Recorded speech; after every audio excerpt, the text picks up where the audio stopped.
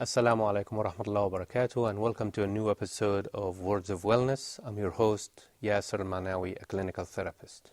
Today we're going to be continuing to talk about human character, because basically that's what we talk about in psychology and religion and or spirituality, human character. Our subject for today is fear. What is fear? Before we start saying anything, what is fear? We have to ask ourselves, what is fear? Not in general, but what is our most inner fear individually? What's your most inner fear? What's everybody's most inner fear? They have to know that for themselves, and they have to be able to look at it and deal with it. That's what we mean when we say face your most inner fear. In order for us to succeed, we have to take a look at it and deal with it instead of running away from it.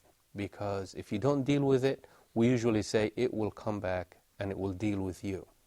So let's see, we have a translation from a surah from the Quran.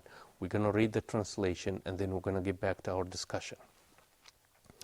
And surely we shall test you with some fear and hunger and loss of wealth and lives and crops, but give glad tidings to steadfast, who say when misfortune strikes to them, surely to Allah we belong and to Him is our returning. That's actually a very strong way to take a look at fear. It means that each and every human being have the fear inside of them. But how do we overcome the fear? We overcome the fear not by running away from it, no matter what it is. You have fear of loss of human beings, or loss of wealth, of tiding, or of business that you have accomplished, or anything like that. Usually what we do in therapy is that we always say, we take them back to the basics. Which is the basics? The basics is that every human being are here and they leave from here. What does that mean? If I take him back to basics and we talk about death and dying, which is actually what we are afraid of, they go back and they realize that they do not have anything to be afraid of once they talk about the facts of life. So we have to transfer our fear into something that is right in front of us, something that is we have to face. Otherwise, we are always going to be running and running and running from our fear. Some people have a fear of abandonment, which is, for instance, somebody would say, well, if my husband leaves me, I will never find anybody again. Nobody will ever want to marry again. Or if the opposite could be true. If my wife leaves me, I will never be able to find anybody again. That is one type of fear. The other type of fear is that if I lose my money, if I lose my job, I don't know what to do. I'm going to lose everything I have. I don't know. They're feeding me. That's a different type of fear. There is fear of success or fear of failure. And that is also very important, and it ruins lives. Fear of failing is that you find somebody who is afraid of taking chances. Why? Because he or she are afraid that, what are people going to think about me?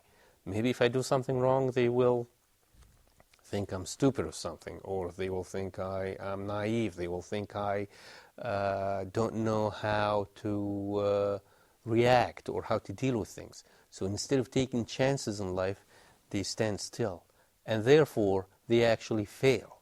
So that's what we call self-fulfilling prophecy. So these are the type of fear that we usually deal with. And the most one of all is fear of the unknown, which translates into fear of death. That's why I started saying, well, we can talk about death and dying, and it's actually a fact of life. Why? Because when people are remembering that, they lose a lot of their fears. And that's what the translation of the surah, of the ayah from the surah was all about, is that we go back to where we came from. Everything that happens to us, it happens for a reason. So you have to have this inner belief. And this is a connection between psychology and spirituality. Because without the belief, you will not be able, or I will not be able, or nobody will be able to live a complete healthy life. You have to have a certain type of belief. You have to have a belief system.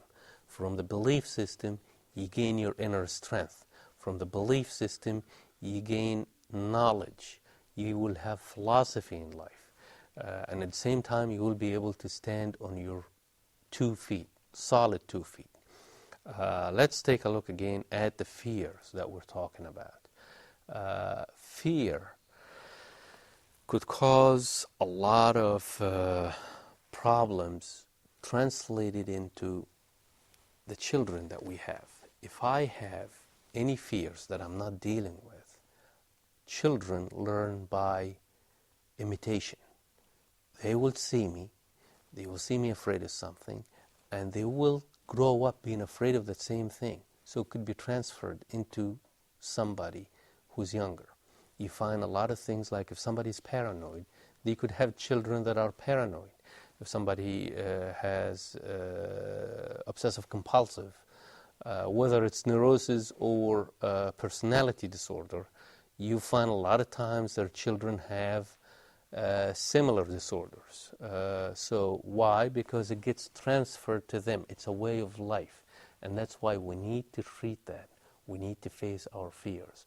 We need to take chances in life. And remember, when you take a chance in life, what happens?